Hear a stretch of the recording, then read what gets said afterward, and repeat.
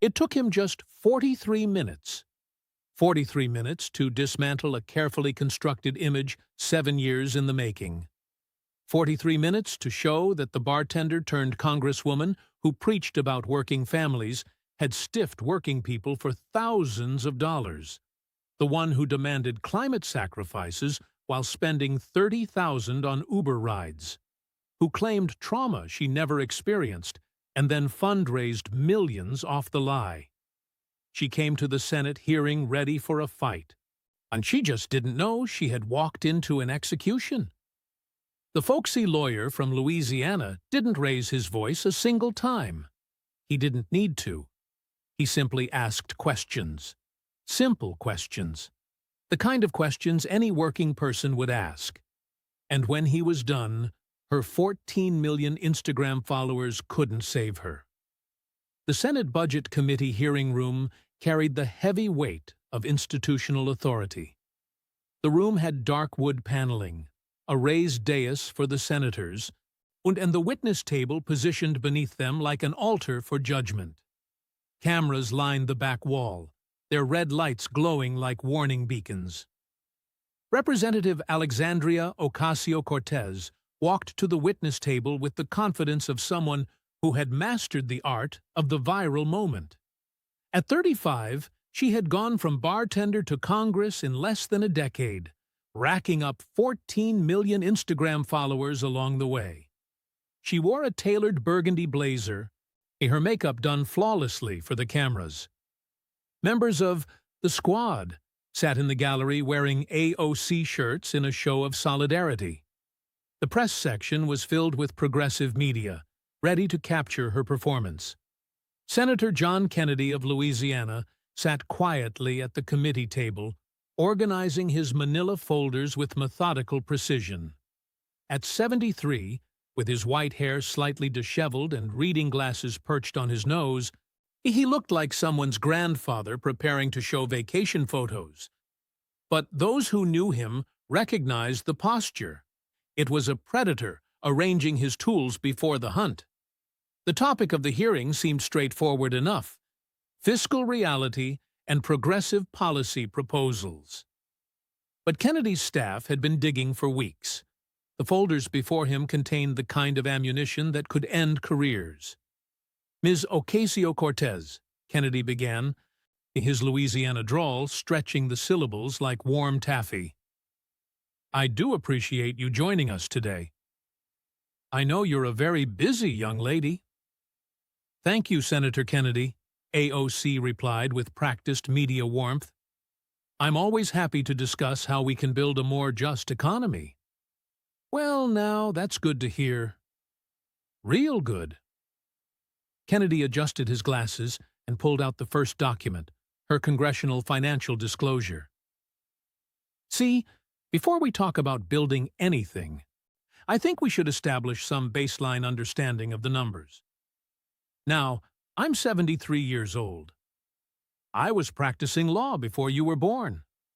I spent 17 years as Louisiana's state treasurer, managing billions of dollars, and had to account for every single penny. He looked up from his papers with that mild, questioning expression that had destroyed countless witnesses before. So, when I see numbers that don't quite add up, I tend to notice. And your numbers, young lady.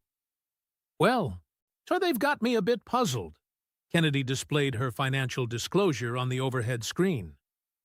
According to these official documents you filed with the House, you earn $174,000 per year. That's a fine salary. Top 10% of American earners. Nothing to sneeze at. He pulled out photographs of AOC getting into her Tesla, walking into her D.C. apartment building, and at various events in designer clothes. Sue, but you drive a $64,000 Tesla Model 3. That's about double what the average American spends on a car. You live in a luxury apartment in the Navy Yard neighborhood. It's a nice building, has an infinity pool, I'm told, and you wear some mighty fine clothes to all those fancy events.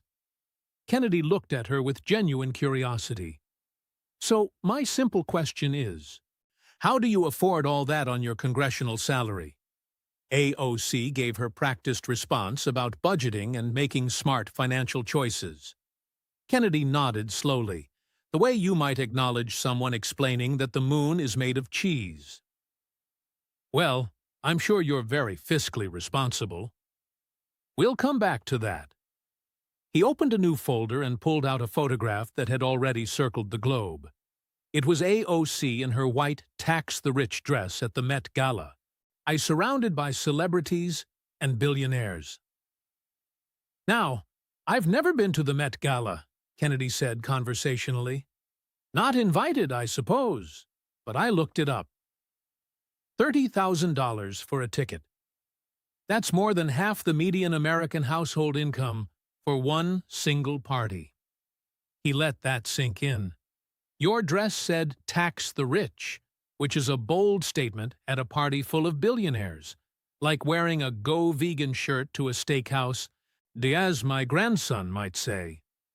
Several people in the gallery chuckled. Kennedy's expression remained pleasant.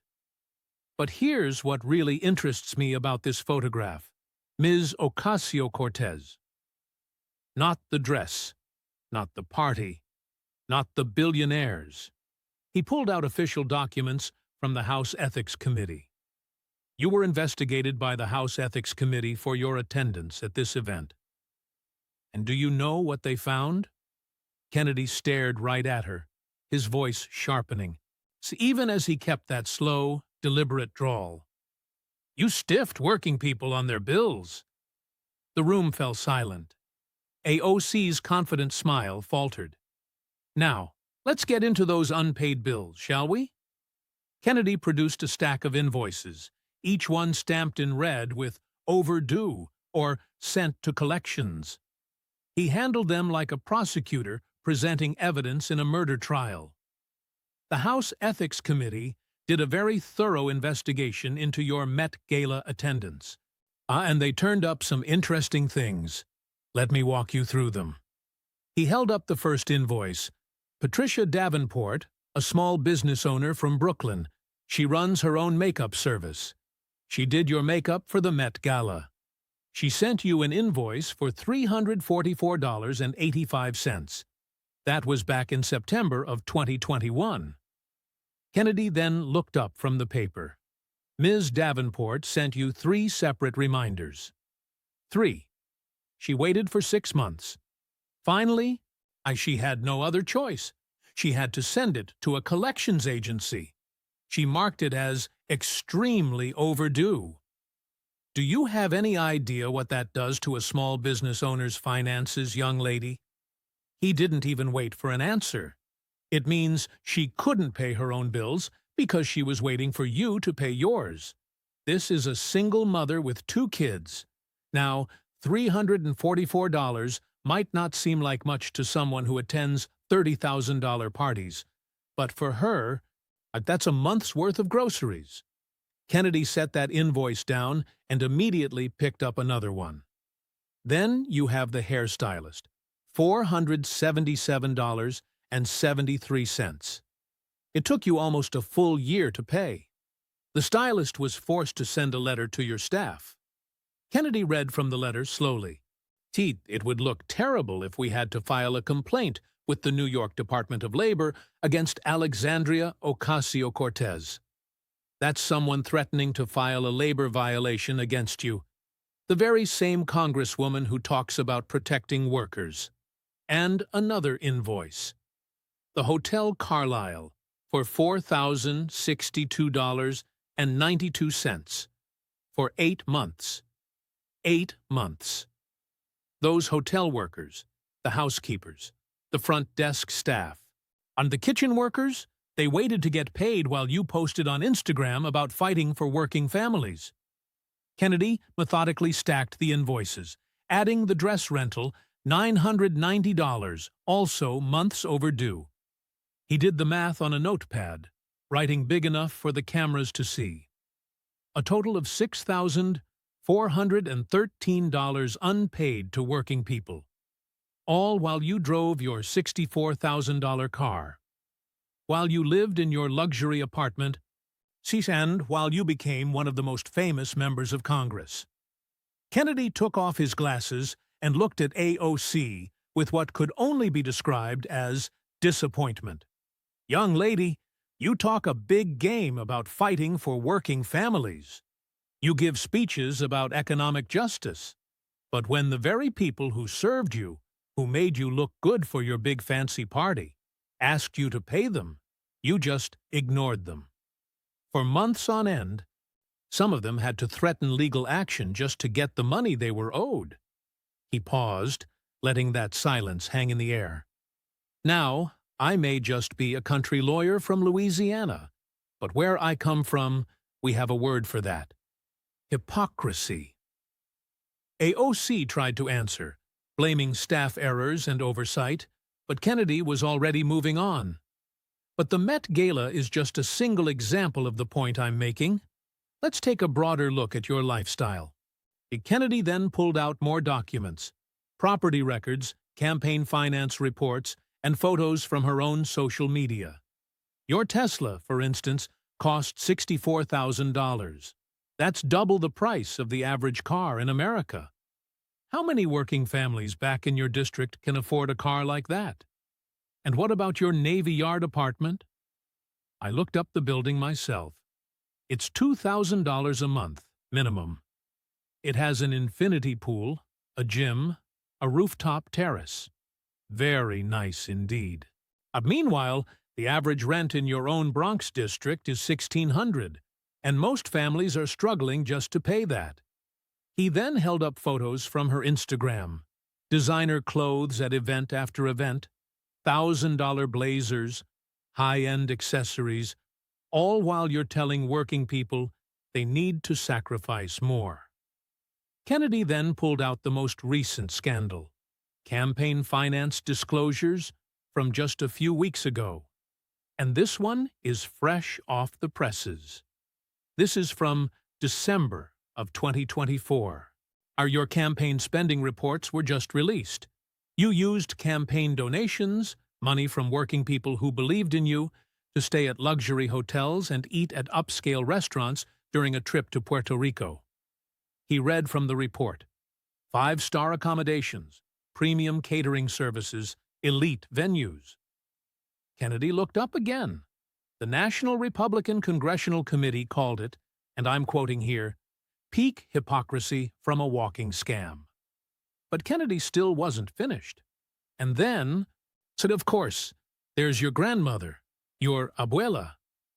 Do you remember when you posted those pictures of her house in Puerto Rico with its damaged roof and crumbling walls? You posted them to attack Republicans, saying they didn't care about Puerto Rico. Kennedy then displayed the very photos AOC herself had posted. But here's the funny thing about that. You never actually helped her yourself. You make $174,000 a year. So you drive a $64,000 car, and yet you couldn't spare a few $1,000s to fix your own grandmother's roof. Do you know who did end up fixing it? Conservative donors raised the money, and they got it done. Strangers and your own family had to step up and help her, because you wouldn't. Kennedy's voice held a note of genuine confusion. Young lady, where I come from, family is everything. You take care of your own. My mama raised me down in Middletown, Louisiana. We didn't have much, but we always took care of each other. If her roof had a leak, I'd fix it myself long before I'd ever think about buying a fancy car. He squared the invoices and photos into a neat pile. So, I'm starting to see a pattern here. You preach about supporting working families, but you turn around and stiff working people. You demand that others make sacrifices while you're living a life of luxury. You post online about economic justice, all while ignoring the needs of your own grandmother. You built your entire brand on being a voice for the working class. But the second you got to Congress, you started living like the very elites you claimed to fight against. Kennedy leaned back in his chair. But then again, maybe I'm being unfair. After all, you're well known for your economic policy ideas. So let's talk about your signature achievement, the Green New Deal. Kennedy pulled out a 14-page document, I holding it up like a strange object. In February of 2019, you and Senator Ed Markey introduced this resolution. You called the Green New Deal essential for saving the planet. It got a massive amount of attention. It's still being talked about. So, let's really get into it. He opened to the very first page. 14 pages. That's it. Just 14 pages to completely restructure the entire American economy. You know, when I was the state treasurer, our annual budget was over 1,000 pages long. We had to account for every single dollar, every program, every possible scenario. But you seem to think you could remake America in just 14 pages. Kennedy then pulled out an economic analysis. This is from the American Action Forum, a nonpartisan think tank. They actually studied your plan and tried to calculate what it would really cost. Want to hear what they found? He began writing numbers on a board. So $93 trillion. Over 10 years. Now, I may just be a simple country lawyer, but that's a whole lot of zeros. Kennedy worked through the math slowly, showing each step like a patient teacher. There are about 130 million households in America. 93 trillion divided by 130 million works out to, he wrote, $715,385 per household. So that comes out to $715,000 per household over a 10-year period. That's about $71,500 a year. Every single year. So for 10 years, he looked straight at AOC. The median household income in this country is about $70,000. So you're asking average American families to spend more than their entire yearly income, not their extra cash, their total income, just on this one program, before they can even buy food, pay rent, or cover any other expense. Kennedy's voice now sounded genuinely concerned. Young lady, please, help me understand. If they have to spend all their money on the Green New Deal, how are they supposed to eat? Before AOC could formulate a response, Kennedy pulled out his phone and plugged it into the audio system. But hey, maybe I'm missing something. Maybe you explained the economics of it all a bit better while you were promoting it. Let's see what you had to say. He played a clip from an Instagram Live video AOC did in January of 2019. The world is going to end in 12 years if we don't address climate change. And your biggest issue is, how are we going to pay for it? This is our World War II. Kennedy paused the video and pulled out a calendar. You said that in January 2019, so 12 years from then would be, he said, counting slowly on his fingers, January 2030. That's 6 years from now. He looked at AOC with an expression of exaggerated worry. Should I even be making plans for Christmas 2030? Or is the world going to be over by then? I'm being serious, ma'am, because if the world is ending, I need to tell my grandchildren. Laughter echoed through the gallery. Kennedy's face, however, remained dead serious. I mean, you said it yourself, on video. You used it to push your policy. So either you honestly believed the world was going to literally end, or you were just using fear to manipulate people. Which one is it? AOC tried to explain that it was rhetorical, just a way to express urgency. Kennedy nodded slowly. Rhetorical? Ah, and I see. So when you tell people the world is going to end, They're just supposed to automatically know you don't actually mean it. Got it. He pulled out a stack of campaign finance reports. But this is my favorite part about your Green New Deal. One of the main goals is to eliminate vehicles that run on fossil fuels, right? Getting Americans out of their cars and onto public transit, all to reduce carbon emissions from transportation. Kennedy displayed the FEC filings on the screen. These are your campaign spending reports from 2018 and 2019. Your headquarters was in Queens, New York. Want to know how far it was from the subway? He paused for dramatic effect. A 1-minute walk, 60 seconds. I timed it myself on Google Maps. Kennedy read from the reports. 2 campaign spending on Uber and Lyft rides, $29,365. Campaign spending on subway fares, $8,335. He jotted down the math on his notepad. That is 3.5 times more money spent on cars than on public transit. All this while you were telling Americans that they needed to give up their cars and start using public transportation. Your campaign headquarters was a 1-minute walk from the subway, but you spent $30,000 on Uber rides. Kennedy looked up. And now, you drive a $64,000 Tesla. Do you know where that electricity comes from? About 60% of it comes from fossil fuels, coal and natural gas.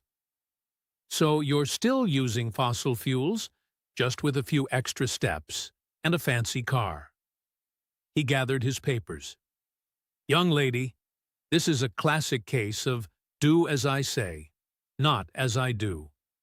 You demand sacrifice from working families, telling them to give up their cars, to pay $70,000 a year for the Green New Deal, and to live with less, but you're taking Ubers everywhere, driving a luxury electric car, and not sacrificing a single thing yourself.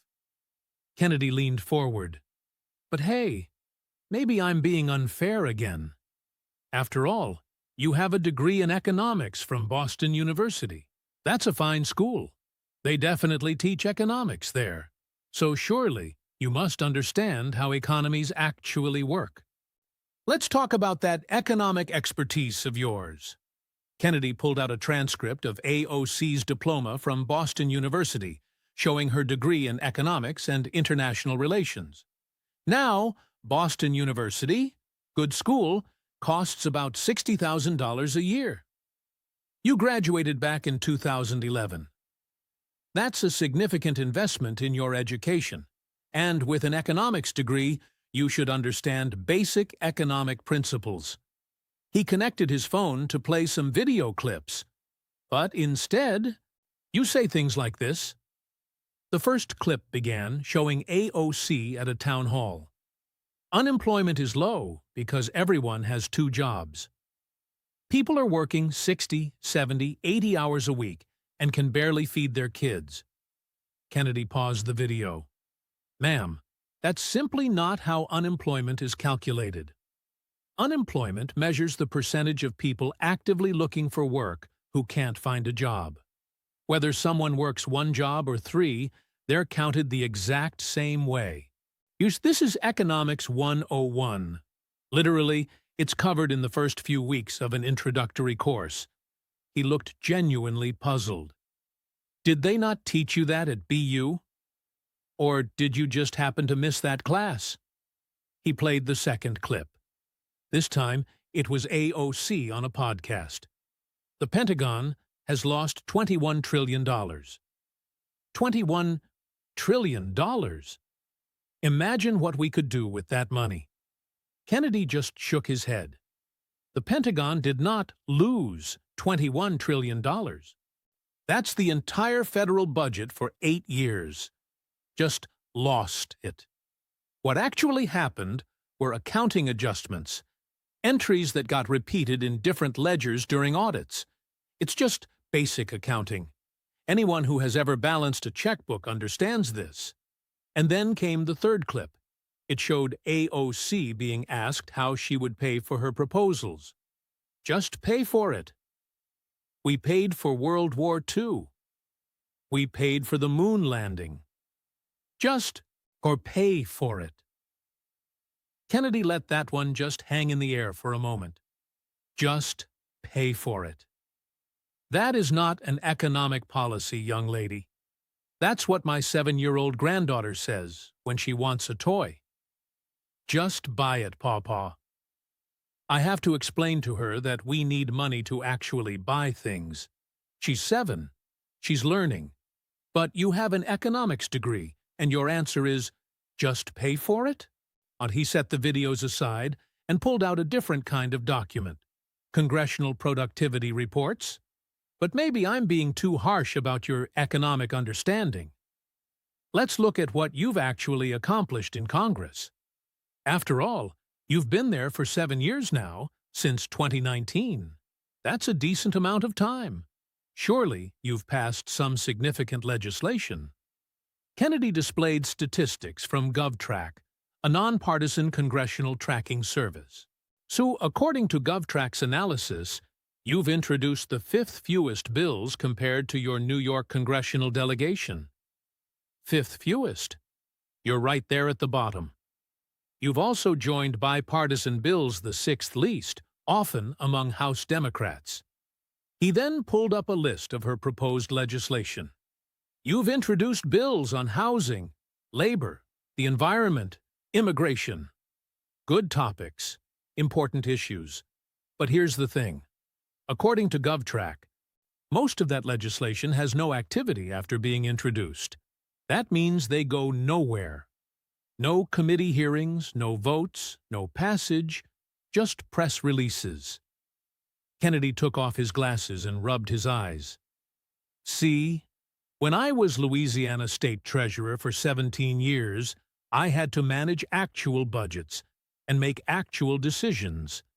If I proposed something, I had to show how it would work, how we would pay for it, and what the consequences would be.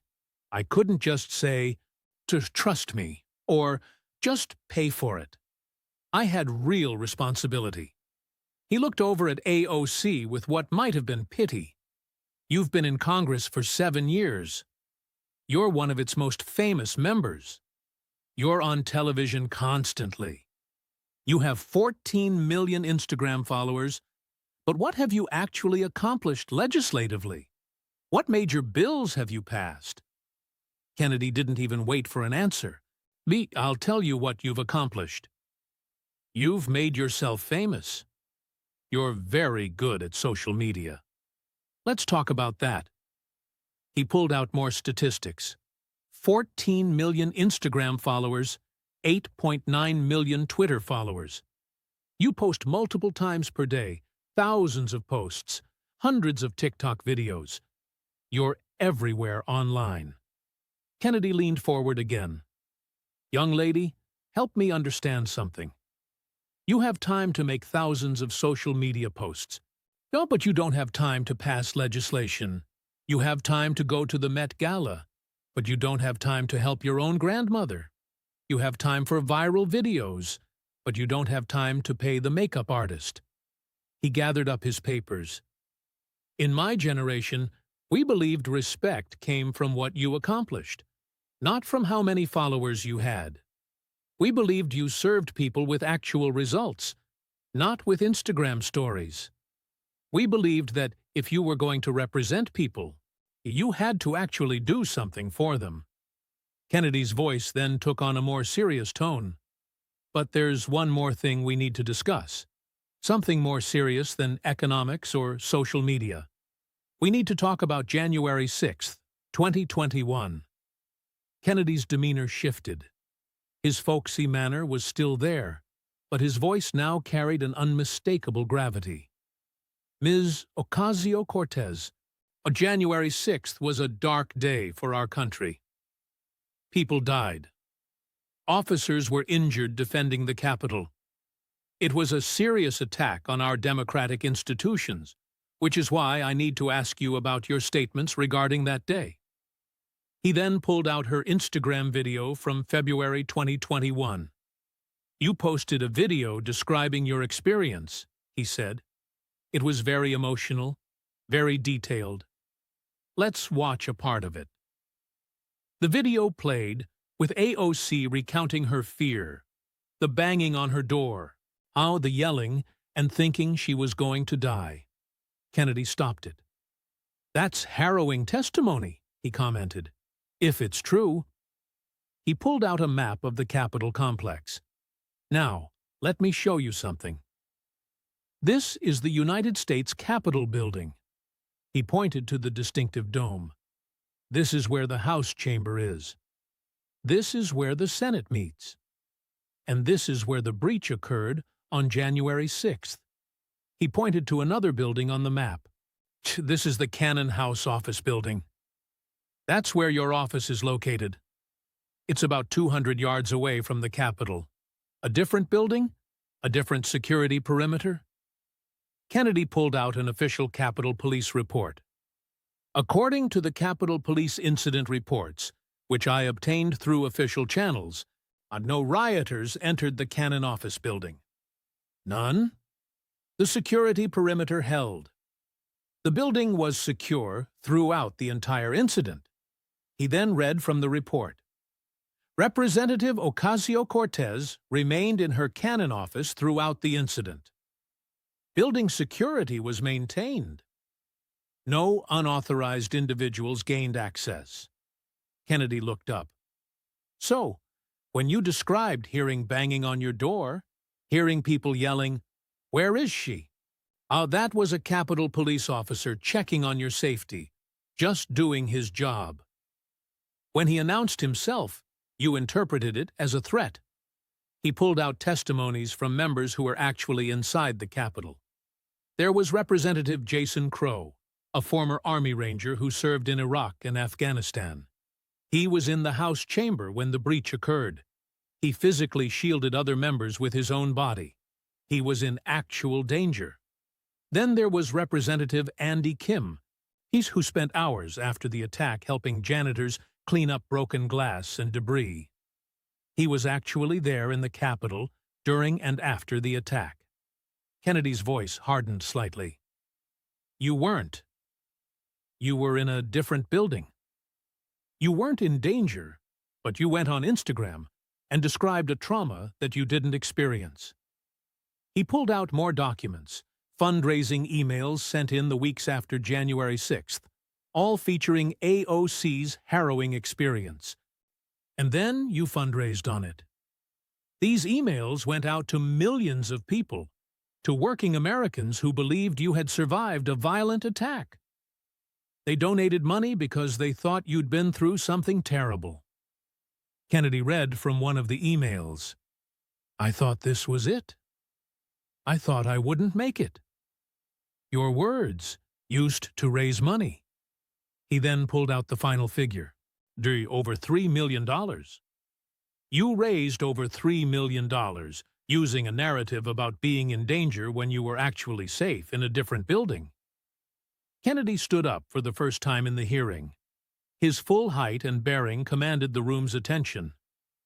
"Young lady, in the military, they have a term for claiming combat experience you didn't have. They call it stolen valor. It's one of the most shameful things you can do. You're claiming a trauma that belongs to others. You're claiming a courage you didn't need to have." His voice carried an unmistakable moral authority. The people who were actually in the Capitol that day, the members who sheltered together, the officers who fought hand-to-hand with attackers, the staff who barricaded doors, they experienced real trauma. They showed real courage. And you took their story and you made it about yourself. Kennedy gathered every document he'd presented: the unpaid bills, the campaign finance reports, the legislative record, the Capitol Police reports. "Ms. Ocasio-Cortez, over the past hour, we've covered a lot of ground, but it all tells the same story. And I think it's time we had a frank conversation about what that story reveals." Kennedy remained standing, and something in his posture signaled that the methodical buildup was over. The jury, so to speak, had heard the evidence. Now came the verdict. Young lady, I'm going to be very direct with you now, more direct than I've been, because I think the American people deserve clarity about what we've learned here today. He started counting on his fingers. A signature move his viewers knew meant a devastating summary was coming. Point 1. You built your entire political brand on being a champion for working people. You were a bartender. You told everyone you understood the struggle. That's the story you sold to voters. But the second you got to Congress, the moment you got a taste of money and fame, you abandoned those values. You attended a $30,000 party while working people were struggling. You wore a tax-the-rich dress while you were partying it up with billionaires. And the most damning part? You stiffed working people out of $6,000. The makeup artist, the hairstylist, the hotel workers. You made them wait for months.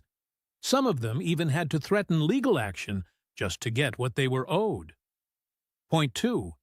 You have an economics degree from Boston University.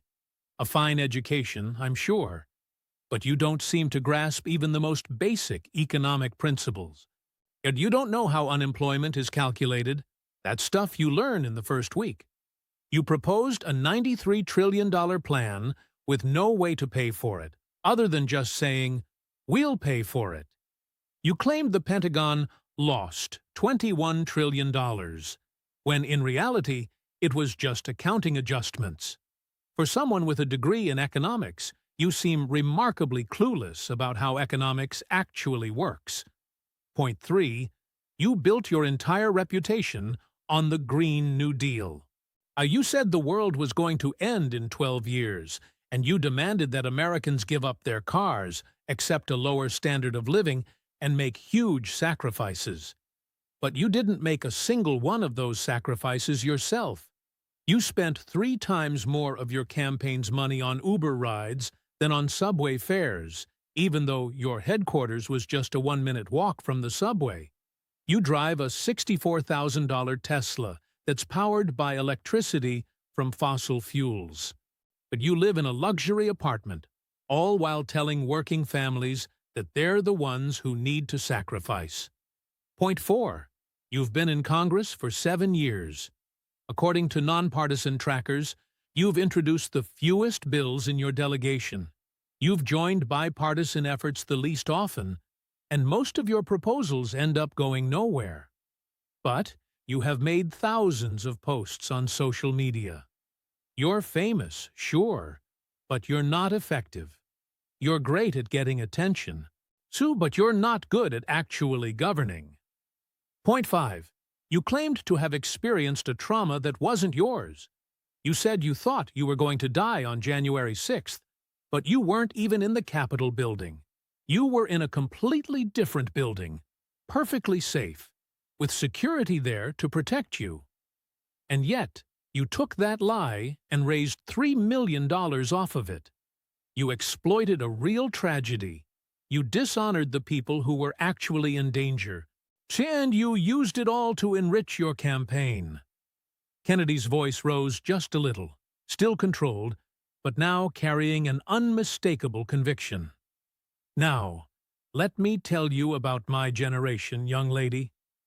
When I was your age, 35 years old, I was clerking for the Fourth Circuit Court of Appeals, learning how the law actually works, learning that you can't just say things, you have to be able to back them up. You have to do the actual work. And I spent 17 years as the Louisiana State Treasurer, where I managed billions of dollars, had to balance budgets, make payroll, and maintain infrastructure. Every single dollar had to be accounted for. Every decision I made had consequences. I couldn't just say, "We'll pay for it later," or "Just trust me," or "Let's just post a viral video." I had real responsibilities. Kennedy's drawl became more pronounced, his Louisiana roots starting to show through. My generation believed that you earn respect through your accomplishments, not by how many followers you have. You served the people through legislation, not through Instagram stories. You made sacrifices for what you believed in. You didn't demand that others make sacrifices while you lived a life of luxury. And you sure as hell didn't lie about being in danger just to raise money. He walked to the very edge of the platform, looking down at AOC. Young lady, you are very talented. You're very good at social media, and you're very good at getting attention. You know how to craft a message, how to work a camera, and how to make yourself famous. Those are, in fact, real skills in this modern world. Kennedy paused. But governing? It requires more than that. It requires knowledge. Real knowledge, not just slogans. It requires discipline. The discipline to pay your bills, to do your homework, to follow through. It requires sacrifice. Actually giving up something yourself, instead of just demanding that others do it. And it requires integrity. Telling the truth even when it's not convenient, and serving people even when there are no cameras watching. His voice then dropped to barely above a whisper. But in that silent room, every single word carried weight. And based on everything we've discussed today, every document, every video, every record, I just haven't seen any evidence of those qualities. What I have seen is someone who's very good at performing, but very bad at governing. Someone who preaches sacrifice but lives a life of luxury. Someone who claims to fight for working people, while at the same time stiffing those very workers. Someone who has a degree in economics but doesn't actually understand economics. And someone who's been in Congress for 7 years but hasn't really accomplished much of anything beyond making herself famous. Kennedy straightened up, to his final assessment delivered with the authority that comes from 5 decades in public service. Young lady, you represent everything that is wrong with modern politics. It was style over substance, performance over results, fame over accomplishment, and social media metrics over actual achievement. He argued she'd built a following by telling people what they wanted to hear, without doing the hard work of actually serving them.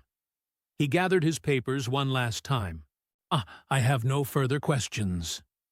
Kennedy sat down, his simple gesture dismissing her as if she wasn't worth another moment of his time. The unspoken message was devastating. She had been judged, found wanting, and deemed unworthy of any more attention. AOC attempted to respond, her voice trembling. Senator Kennedy, you've cherry-picked incidents just to create a false narrative. Kennedy looked up, appearing genuinely surprised. Cherry-picked? Ma'am, I'm simply reading from your own financial disclosures, your own campaign reports, your own videos, and your own Instagram posts. These are your words, your actions, your records. I'm just asking you to explain them. She tried to push back again. My record speaks for itself. Yes, ma'am, it does, Kennedy interrupted gently.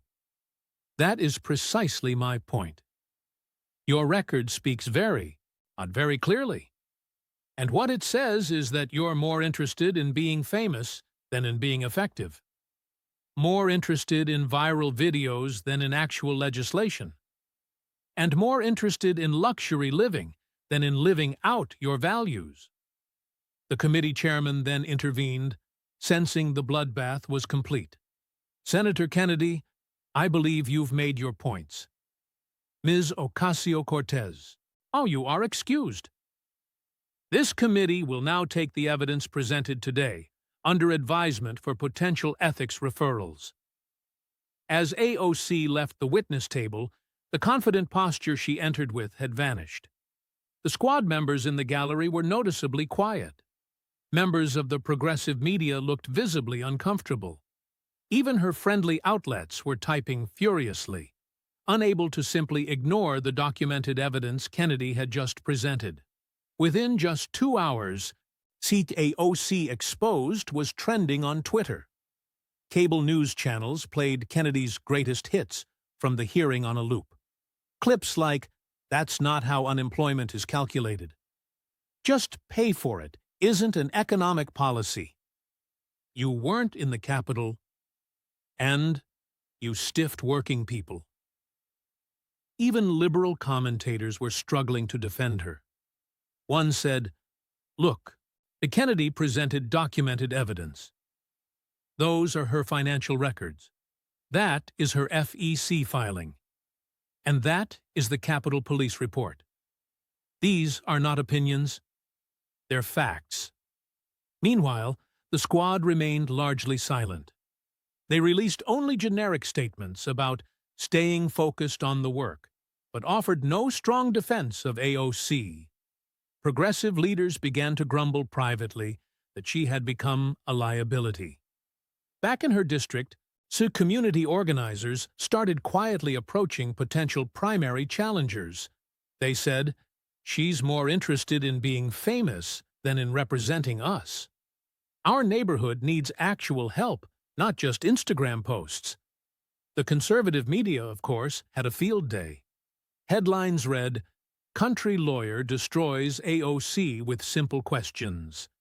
But what was more damaging were the headlines from moderate outlets. See, like, Ocasio-Cortez struggles to explain lifestyle versus rhetoric. Documents show pattern of unpaid bills to workers. And Capitol Police contradict AOC's January 6th account. That evening, AOC sat in her Navy Yard apartment, scrolling through the damage on her phone. Her entire team was in crisis mode. "We need to change the narrative," one aide suggested. "See, can we get other squad members to defend you? What about a viral response video?" But the core of the problem was simple. Kennedy had used her own words, her own records, and her own actions against her. There was simply nothing left to spin. The facts were, after all, the facts.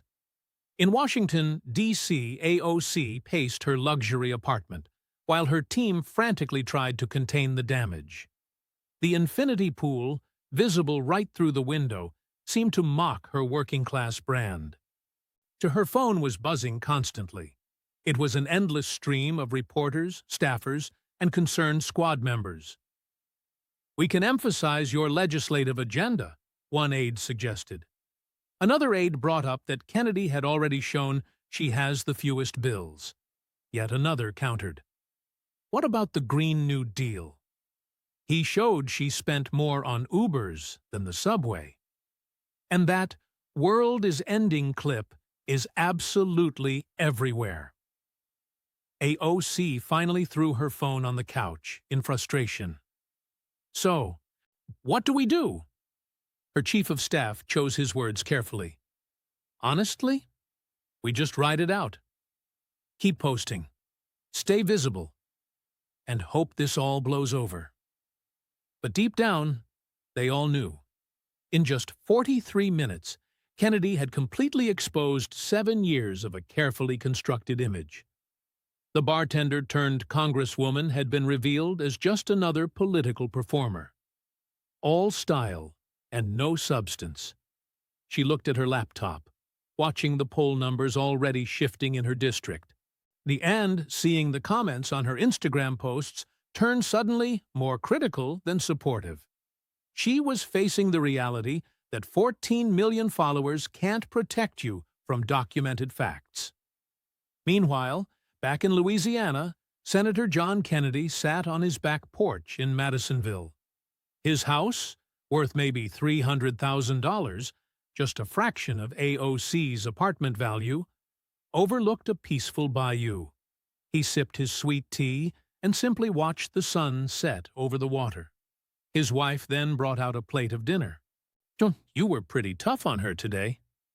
Kennedy nodded slowly. "I was, but somebody needed to be.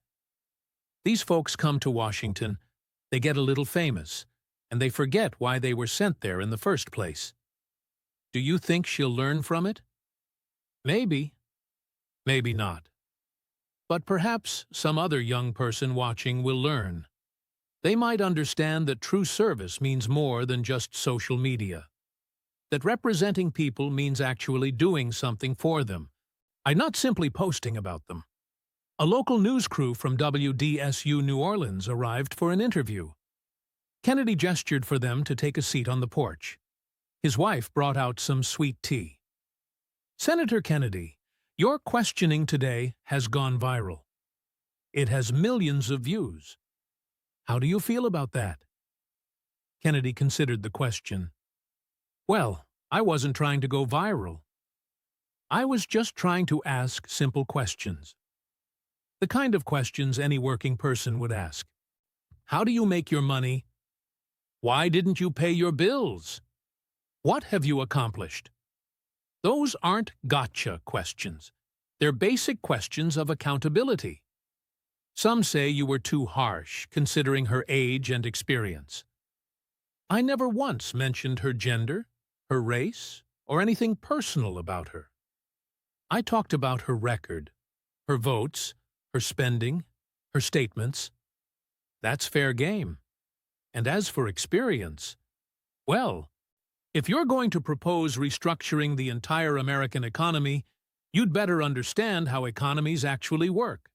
If you're going to represent working people, you had better treat working people right. Age doesn't matter. Results are what matter.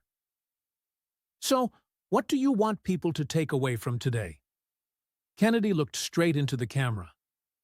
I want people to remember that social media followers don't equal accomplishment. Fame doesn't equal effectiveness. And posting about working families doesn't mean you're actually helping them. My generation learned that you serve people through hard work, through getting results, through actually doing things, not by posting about doing things. He took a sip of his tea. That young lady is talented. She's good with the media. She connects with people online. But if she wants to actually serve those people, not just entertain them or inspire them, but to actually pass legislation that helps them, she needs to do the work, read the bills, build coalitions, make the compromises, and pass the laws. That's governing. And it's a lot harder than posting a video. The interview wrapped up. As the crew packed up, Kennedy helped carry their equipment to the van, asked about their families, and wished them safe travels. After they left, Kennedy returned to his porch. A neighbor walked by with a dog. He waved. Hey there, Senator. Saw you on the news. You really gave that girl what for? Uh-huh, Kennedy waved back. Just asking questions, Bobby. Just asking questions. He sat with his wife as darkness fell over the bayou. Somewhere up in Washington, AOC was scrambling to save her image. But here in Louisiana, a 73-year-old man who had never sought social media fame sat peacefully, knowing he'd simply told the truth. His wife broke the comfortable silence. You know what I like about you? What's that? You've been in politics for 40 years, and you still live in the same house, still sit on this porch. You still answer your own door. You never forgot where you came from. Kennedy smiled. Well, that's the thing, isn't it? All those fancy people in Washington, they forget. They get a little power, a little money, a little fame, and they forget why they're there, who they're supposed to be serving, what it's like to struggle with the bills, or worry about your kids, or wonder if you'll have enough. He gestured to his modest home, his old truck in the driveway, the quiet neighborhood. This keeps me honest. It reminds me of who I work for. Not for the folks who go to $30,000 parties, but for the folks who can't pay a $300 bill without it hurting. They sat in silence, watching the fireflies dance over the water. In the distance, a church bell rang 7 times. You know, Kennedy said thoughtfully, That young lady has a choice now. She can double down on the performance. More viral videos, more outrage, more noise, or she can actually learn something, actually do the work, and actually serve people instead of just posting about serving them. So, which do you think she'll choose? Kennedy chuckled. Well, if I were a betting man, which I'm not, mind you, I'd say she'll keep doing what's gotten her this far. Fame is addictive. All those followers, that attention, that feeling of being important. That's a hard thing to give up. He stood, stretched, and looked out at his hometown one more time. But maybe I'm wrong. Maybe she'll surprise me. Maybe she'll decide that being effective matters more than being famous, that serving people matters more than entertaining them, and that results matter more than retweets. He opened the door for his wife. And if she does learn that lesson, well, that might just be the best thing to come out of today's hearing. Not just exposing what's wrong, but maybe helping someone find their way to what's right. They went inside to a simple dinner. No cameras, no followers, no viral moments, just an honest life, lived honestly in service to people who valued results over rhetoric. The bartender had learned that Instagram likes don't prepare you for a Louisiana cross-examination. The Oxford man had taught his lesson: substance over style. And somewhere, 14 million followers were realizing that fame without accomplishment is just